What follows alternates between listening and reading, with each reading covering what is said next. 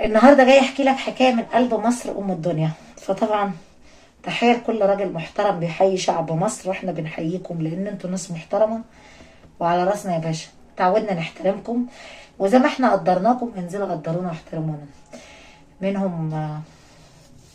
طب خلينا في قصتنا الاول، نبدا بالصلاه على النبي عليه الصلاه والسلام. قصتنا النهارده بتحكي عن ثلاث صبيان، واحد كبير وواحد صغير وواحد متوسط. الثلاث اولاد ده رمى امه لده وده رمى امه لده وده رمى امه ده. مرات ابنهم عملت حاجه غريبه ما كانش تخيل عليك. مرات ابنهم اسمها هدى عمرها 28 سنة. هدى مسكتهم بهدلت الثلاث أولاد ولعبت لعبة معاهم ما تتخيل. اللي بيرمي أمه بيخش النار. راحت البيت، سابوا أمهم رموها في شقتها في الدور الأرضي. راحت هدى تجيب حماتها وتشيلها على راسها وقعدت تبوس ايدها وراسها. قالت لها انا بحبك، مكانتك من مكانة امي. حسبنا الله ونعم الوكيل. بقت تقول حسبنا الله ونعم الوكيل. قالت لها خلاص يا بنتي اوعي تدعي عليهم. قالت لها ربنا منتقم الجبار. السلام عليكم ورحمة الله وبركاته. اكيد وحشتوني وبتوحشوني. الناس اللي بتحب اسطورة العالم العربي تنزل يا باشا بس تحط لي لايك وكومنت حلو كده وسبسكرايب وكلمة حلوة كده عشان احنا ننزل نحبك. حبونا عشان مش هتعرفوا يا ولاد الورمة تحاربونا. صدق حلوة. وربنا بحبكم. طب نقدم تحية لشعب الكويت والسعودية، وطبعا تحية لكل راجل حب هناء الأسطورة من قلبه. تحية لأهل المغرب وأهل الجزائر وطبعا شعب ليبيا. تحية وأدب واحترام من بنت مصر لكل أهل ليبيا الناس المحترمة. تحية لأرض اليمن، تحية لأهل سوريا، تحية لأهل السودان. حتى لو نزلوا مصر غلطوا علينا احنا نشيلهم على راسنا يا باشا. احنا دايما نحترم الناس ونرحب بيكم لان انتوا ضيوفنا ونشيلكم على راسنا. واللي ما شاركوش مصر نشيلكم فوق راسنا. نحب نبلغك يا باشا ان السياحة خلاص اخيرا السياحة نزلت تلعب في السياحة. السياحة اشتغلت والدنيا حلوة. انا غايبة عن النت بقالي يومين مش بصور عشان كان في ناس نازلة مصر فكنا بنستقبلهم ونوديهم المسكن بتاعهم. يعني السياحة اشتغلت. لو عايز تنزل مصر نشيلك على راسنا تعمل جولة سياحية وتشوف عظمة مصر وحضارة مصر الجميلة. فتحية من مصر ام الدنيا لكل راجل خليجي حب الست المصرية. انزل يا باشا ارزع لايك كومنت حلو وسبسكرايب وما تنسى حاجة. اللي عنده كرامة احسن من اللي ايه. صدقي كلامك سكري هنا. ما انا سكر. انا معروف عني اللي انا سكريات عسليات مصر شربطات عند مصر ايه. صدقي دي بتبناء. احكي يا زلمه. صح في واد اسمه ياسر عايزين نبلغه رسالتنا. قبل ما ننسى هو ولد مصري بيقول لي حرام عليك يا شيخه، يا شيخه اتقي الله في امي ورد عليا. باين انه ما يعرف الاسطوره كويس. اديني رديت عليك يا روح امك يا ابن الورمه. انا ما برد على حد يا ابن الورمه، ودايما تعودت اتجاهل العالم ما ارد على حد عشان انت ما تعرفني يا ابني. الست كل ما تكون عاليه تنزل غاليه. الست كل ما تكون شخصيتها قويه كل ما العالم ترحب لها لان الرخيص ملوش طلب. انا ما برد على تعليقات البشر وبحاول ان انا اتجاهلها. انا لما الاقي تعليق محترم انزل ارحب بيه واشيله على راسي. انت ما محترم بنزل الغيك من على قنواتي. يعني حظر يلا. فقلت امسح تعليقك يا حلو طالما اتقي الله. قلت بقى ايه انا هتقي الله فيك يا حبيبي. هعمل ايه بقى معاك. قلت انزل اتقي الله. ايه رايك يا حبيب قلبي. اديني اتقيت الله يا حبيبي. قلت اتقي الله وانزل امسح تعليقك عشان ما اعملش معاك الغلط واعمل لك بلوك وانت الخسران يا روح امك. خلاص يا هناء خلاص يا حبيبي. عرفت انا قلت انجيك من ايدي من غير ما تعرف. مش هتعرف توصل لي تاني يا دوبك تتفرج مش هينفع تحط تعليق. خليك راجل محترم وخليك مع مراتك وعيالك وابعد عن الناس الفقيره.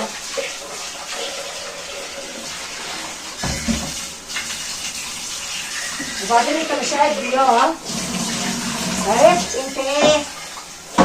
انت مش قدي. وكل فروجه تبص على قدها. الفروجه اللي عندك.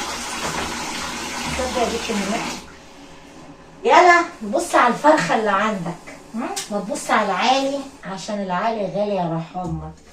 ها، ما تبص على الناس العاليه، خليك مع زوجتك ومراتك وعيالك واتقي الله كده فيهم. انا ما برد على البشر. واحد تاني كاتب لي بيقول لي خلاص انا زهقت من وشك يا هناء. كل ده تعليق على اليوتيوب على فكره. انا عايز احولك اموال فلوس، هاتي رقم الجوال بتاعك احولك فودافون كاش، يعني رقم التليفون بالعربي. انا بفهم العالم الخليج باللغه يعني ايه تليفون، يعني الجوال. هاتي رقم الجوال احولك محفظه كاش. بصي يا ابني، بصي يا حبيبي، اللي بيتكلم محفظه كاش ده مصري، ما انا بفهمكم واحد واحد. بصي يا حبيبي، احنا ما محتاجين منك لا كاش ولا اموال، احنا عندنا فلوس تسد عين الشمس، ولا نحتاج منك ربع جنيه عشان احنا ناس نظيفه وناس عاليه. في شيء يربطني بيك تحول لي اموال؟ انا ما باخد اموال من حد، لا انا مراتك ولا انا اختك ولا انا من دمك اصلا عشان تحول لي. هتقولي لا ده مساعده، روح ساعد معهد الاورام، معهد السرطان، روح ساهم في مسجد تاخد حسنه. يا ست الحمد لله شبعانه، انا ما في شيء يربطني بيني وبينك عشان تحول لي اموال. وانا ما باخد جنيه من اي راجل، انا معايا الحمد لله، معايا فلوس تسد عين الشمس، والغالي عالي يا روح امك. عرفت كده عشان مش اي ذكر يقول لي انزلي. انا عايز رقم الجوال بتاعي. روح يا شاطر العب في الملعب فاضي بعيد عني، شوف لك مره تضحك عليها مصريه.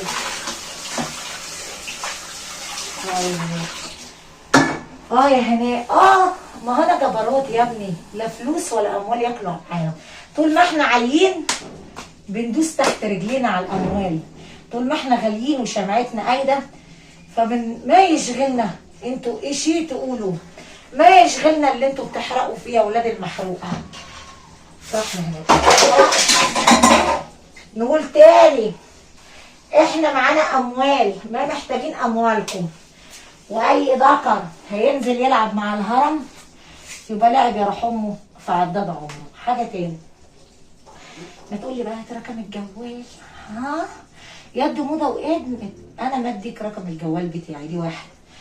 موضوع المحفظه ما بنعوز منكم فلوس ولا جنيه مصري ولا اموال، يعني احنا مش رخاص، احنا معانا فلوس يا ابني. مصر معاها اموال قد كده، مصر ما بتاخدش شيء من حد.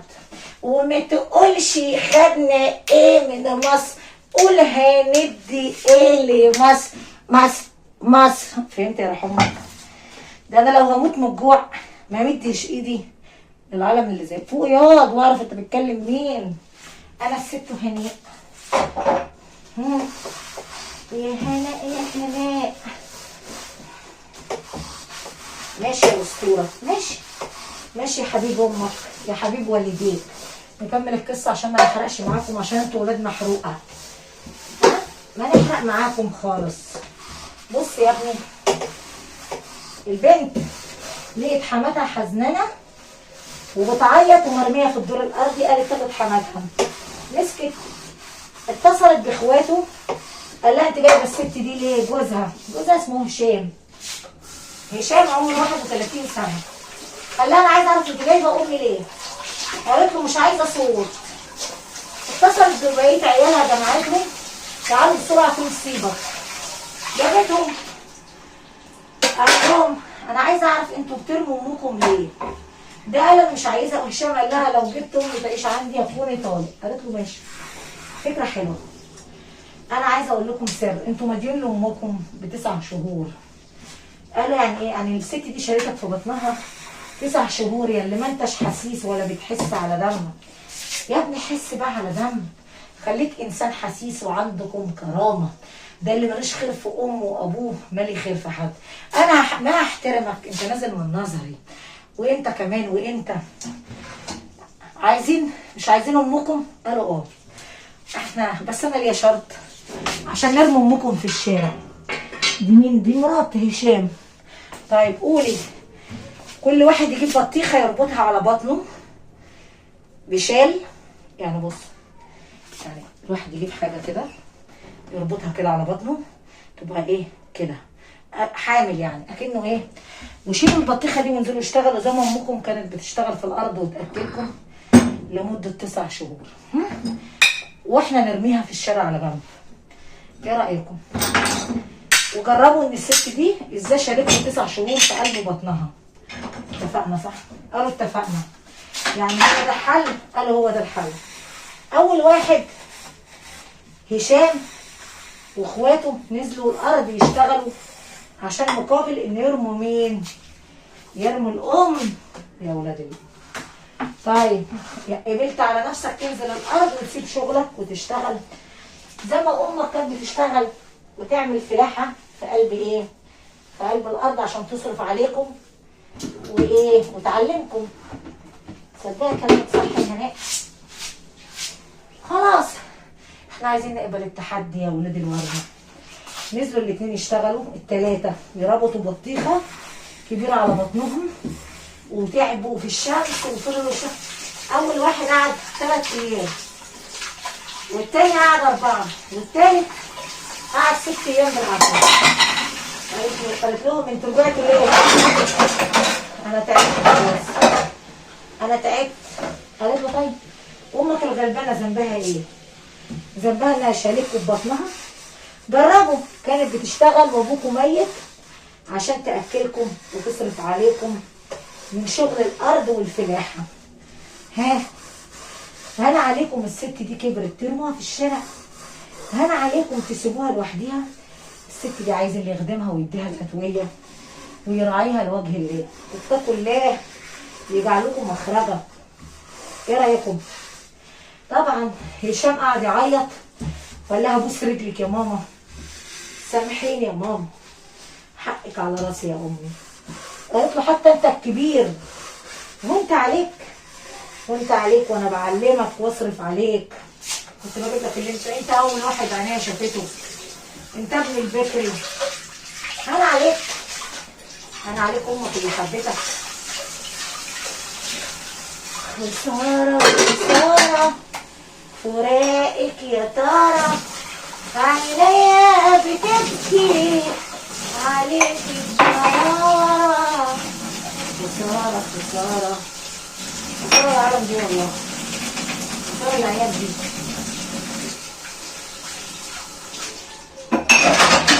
كل لما افتكر ان انا وانت كنا حبايب نار ايد، والأدموع نزلت من عيني وغصب عني جراح تزيد. العالم بتاكل وتنسى يا صاحبي. تصدقي كلامك صح يا هاني. العالم دي بتاكل في كرشها وتنسى. هي دي المشكلة. ما بيفتكروا الأم اللي تعبت وربت وكانت بتسهر جنبك وخلفتك. اتقي الله في أمك بقى. اتقي الله. اتقوا الله في امكم. لو عندك ام روح راضيها وبوس ايدها. كل واحد قال ماما هتقعد عندي اسبوع، كل واحد ادى قرار. الست دي امي شقيانه طول عمرها، هي الوحيده ما فيش غيرها، وانا لو هعيش خدامها. عرفت ولا لسه؟ والله يا هناء عايزين نقول لك شويه اسرار. اتفضل يا استاذ. انا قلبي حنين والله. والله العظيم انا بحب البشر وبحب حد يعادي حد. بحب الناس، بحب اتقي الله في عباد الله. خلي بالك انا ما بطلعش اهري في المحشي وارد لكل واحد رسالته او تعليقه الا لما يكون غيظني.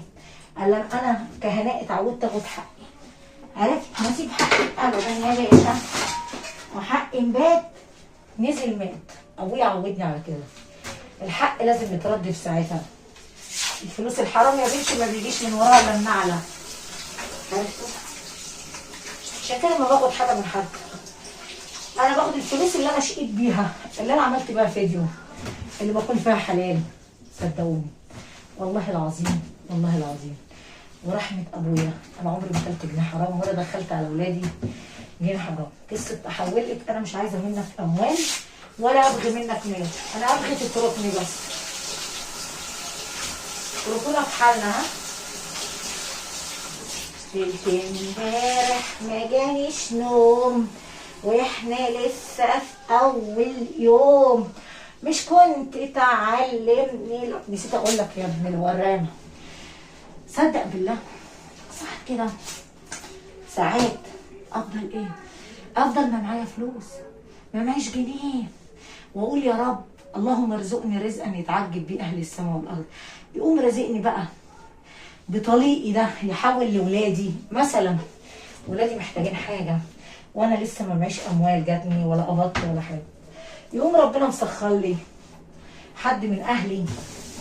ربنا هو اللي بيسخر عباد الله، وبقعد ساكته وراضيه باللي ربنا كاتبه لي، وراضيه بالسرقه وما عنديش كاميرات ولا معايا فلوس. زي ما صبرت على الشاشه ما كانش عندي تلفزيون، وزي ما صبرت على السخان.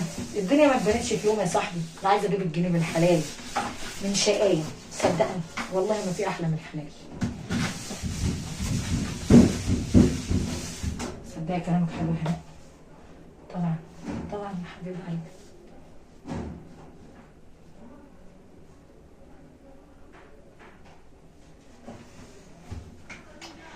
ما فيش احلى من الحلال في الدنيا. ها ان جه حلال فربنا بارك فيه طعمك. عارف اللي بياكل حرام ربنا ما باركلوش. ان دخلت 10,000 جنيه حرام على الفلوس الحلال بتضيع. لو عندك مليون جنيه ودخلت عليها حاجه فلوس حرام تغضب ربنا، انت قبلتها من حاجه غير مشروعه، ربنا عمره ما بيرزقك ولا بيكرمك وبيفقرك. ليه توصل نفسك بقى لكده؟ شايف كلام صح هناك؟ ايوه انا ما اكذب عليك يا صاحبي، انا يا هناء بخاف عليك. ويا بخت من بكاني هو لا نزل ضحك الناس عليا. انا ليا ناس محترمه اعرفهم، يعني ناس اتكلم معاهم واكون واقعه في مشكله، وقعت في مصيبه، فهمتوا كده؟ بس ما في بيني وبينهم اي غريزه اي حاجه، ما في بيني وبينهم صفقه اموال. في حد كده ممكن ترتاح له تتكلم معاه لما تقع في مشكله تحل مشكلتك. نرجع بقى، كل واحد خد امه اسبوع، دي حاجه حلوه. مين اللي لعب اللعبه دي؟ مرات الابن. لما مرات الابن كنا زماننا فين؟ كانت زمان الست دي يا باشا مرميه. ها ترضى ان امك تترمي في الشارع كده، تترمي في دور ارضي لحد ما تموت؟ لا يا ابني اتقي الله كده. كل واحد ياخدها يوم فيكم، لو انتوا 3 توصوا اختك انها تاخد امها اسبوع، كل واحد اسبوع فيكم الام تتشال على الراس عشان تموت تدعي لك تقول لك روح يا ابني، الله يحنن عليك يا ابني، الله يرزقك رزق يتعجب بيه اهل السماء. كفايه الدعوه دي، دعوه الميت بتقعد لك، الخد دعوه حد مفارق الدنيا وسايبها وماشي يا صاحبي. والله العظيم انا بخاف عليكم وبحبكم، وبقول لك قصه من قلب مصر، من الاسر المصريه. كل واحد ما اتقاش الا في امه عمر ربنا ما هيكرمه. لو اتقيت الله ورحمه ابويا ربنا هيفتح لك كل باب وهيبعد عنك ولاد الحرام. قول لي انا مصدقك يا هناء، على حسب. لو مصدقني انزل اكتب لي، حط لي تعليق. لو شايف ان انا مره هلاسه كدابه انزل اكتب لي وقول لي انت كذابه يا هناء. خلي بالك من امك وابوك، هم اللي فاضلين لك. الزوجه ممكن تتعوض وممكن تخلف مره واتنين ما عدا الاخ والام والاب. خلي بالك دول مش هيتعوضوا تاني. الدنيا مش هتديك اخوات تاني واب تاني، لا يا باشا. اخواتك شققك من امك وابوك، دول اللي فاضلين لك سند ليك. اختك واخوك حافظ عليهم، ها، لان الدنيا مش دايما لحد يا صاحبي. وخلي بالك من ابوك وامك. اسمع نصيحتي وكتاب الله ما بكذب عليك. ها ممكن ربنا يكون باعت لك نصيحه انك تتقي الله، تسال على اختك، اسال على اختك، اسال على اخوك، اسال على امك ها، والاقربون اولى بالمعروف. برهم، اروح لهم، شوف اختك ولا اخوك واعيين في ايه، اقف جنب اللي منك، اللي من دمك ولحمك، بدل ما تروح تزكي على الغلابه. راضي اللي منك، الاقربون اولى بالمعروف. راضي الناس الغلابه. لو انا غلط قول لي انت غلط يا باشا، انت كذابه. لو انا ما بفهم في الاصول قول لي، قول لي يا باشا، انا بخاف عليك. ودي نصيحه لكل الناس اللي بتتفرج على هنايا الاسطوره. لو عندك اخ او اخت اتق الله فيهم بسرعه، وراعيهم واسال عليهم. اسال عليهم وهيرزقك وهيفتح لك الابواب ايه؟ المغلقه. انا ست اهو، ما معيش راجل، بس ارجل من اي راجل. اتعودت اجيب الجنيه بالحلال، وما اقولش لله يا محسنين، لاني مش محتاجه من اي راجل جنيه ولا اي حاجه. اتعودت اعتمد على نفسي يا باشا. انا سايبه زوجي من 2020، بس رجوله الرجوله. امشي سد في عيني التخين، ممكن اضرب اي حد وانا ماشيه. لو حد يفكر يتطول عليا او حد يعدي الحدود معايا يبقى اخر يوم في عمره. ليه بقى؟ انا هربانه مني، مره مجنونه يعني. هربانه مني يعني ممكن احبسه، ادخله اسم الشرطه، خلاص اطلع الهويه بتاعتي واقول له طلع الهويه بتاعتك يالا، على اسم روح امك. والكاميرات تبقى جايباه مثلا هو بيضايقني في الشارع مثلا. يعني انا ما اكذب ابدا، ما برمي بلايا على الناس. في واحد يبقى زرع شيطاني، هو من اهله ومن بيئته، هو يا باشا الزرع الشيطاني ذات نفسه. ففي راجل محتاج يتربى. ليه بقى يا مدام هناء؟ لانه قليل الادب، ممكن يمشي في الشارع يغلط عليا، ممكن يمشي ورايا لحد البيت، فهمت؟ فالانسان الغلط يعيش في الغلط، والانسان المحترم انا همشي بعيد عني، بعيد عنه. انا مالي وماله، انا اعرفه منين؟ عرفت كده صح؟ لو عجبتك القصه النهارده يا باشا ما تنسى تحط لايك وكومنت حلو وسبسكرايب. وانا بحبكم وبحترمكم، حبكم على راسي واحترامكم. انت بقى انزل احترم بنت مصر وما تقوليش فين محفظه وهاتي رقم وهاتي. المهم يا باشا لو عجبتك القصه النهارده بتاع هنايا الاسطوره ما تنسى يا باشا تحط لي لايك وكومنت كده وسبسكرايب عشان ما ازعل منك. حاجه تانية ما تنسى اللي انا بشتغل زي ما انت بتروح الدوام بتاعك، انا بشتغل على قنواتي عشان ربنا يرزقني. لو انت بتحبني انزل حط الهناء هرم مصر لايك واشتراك وسبسكرايب يا احلى جمهور. دعم الست المصريه.